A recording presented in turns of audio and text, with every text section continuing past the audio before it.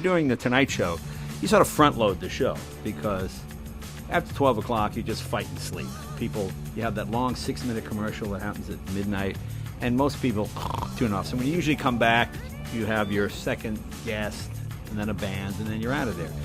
We've built a racetrack behind the studio, kind of an homage to my favorite show, Top Gear, except we're gonna have the Green Car Challenge. We've got some electric race cars that are really fast that we've had built, and we'll see who the fastest green celebrity is. And that's something we'll do 2 or 3 times a week. And this will be a chance for celebrities that are not necessarily good talkers or any particularly interesting, or guys like linemen and, you know, guys you would not normally be a guest on the show, but people might want to see. You put them in this little car and see if they're faster than Cameron Diaz.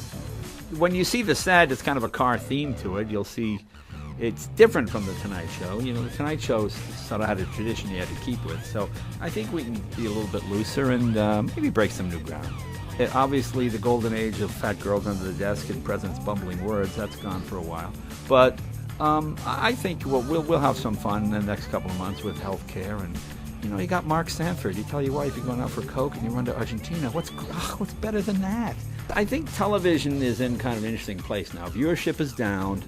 The only place television seems to shine now is when it can be in the moment. I mean, the ideal example of this was probably the Captain Leno playing the Hudson River. The Today Show got it as it happened.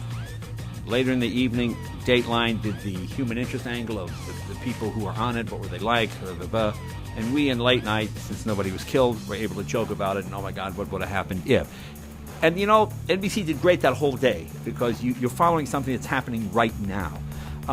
There hasn't been a successful show launched in 10 o'clock in probably 6 or 7 years. I think CSI Miami is probably the last one. All these other shows, Lipstick Jungle, whatever, Kidnapped, they're all fine shows. Nobody seems to be watching them. It seems like 10 o'clock is the new 11:30. People go to bed earlier, they carpool, they get up early. You know, when I was in my 20s and 30s, I stayed up till 1 o'clock, 2 o'clock every night. That doesn't seem to be the case anymore. People, as I said, where they have to carpool, they're working 2 jobs, whatever it might be, 10 o'clock seems to be like the new 11:30. And the idea of we can give people a funny take on what's happening at 10 o'clock, then I think that could possibly work.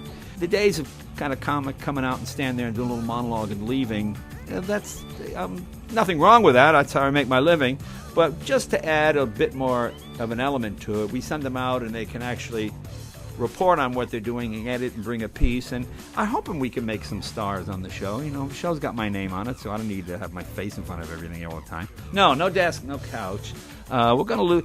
You might see a desk at the last 10 minutes when we do headlines or something. But it's not a talk show. Hopefully it's going to be a comedy show that will move pretty quickly.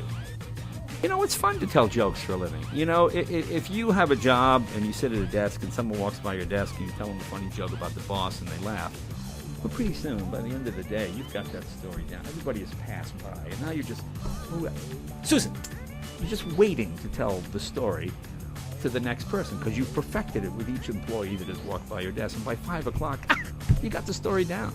And that's what this job is. You watch the news and you keep coming up with funnier versions of the same thing over and over. And then pencils down, then you go out and you do it. You know, I would rather do a show every day than do it once a week. Because once a week, you just agonize. It's never going to be good. But when you do it every day, it's like pencils down, you got to go now. Okay. If it doesn't work, you got a new show tomorrow. If it does work, you know, our show is sort of, there are shows that are for specific audiences. Our Tonight Show and what I do has always been sort of, it's good food at sensible prices. You know, we're not a fancy restaurant. We're not a fast food restaurant. You just kind of come and you get a laugh, and it's accessible to everybody. And we're not going to have sketches and stuff. You know, I think the show will look like America. We've got a lot of good comedians.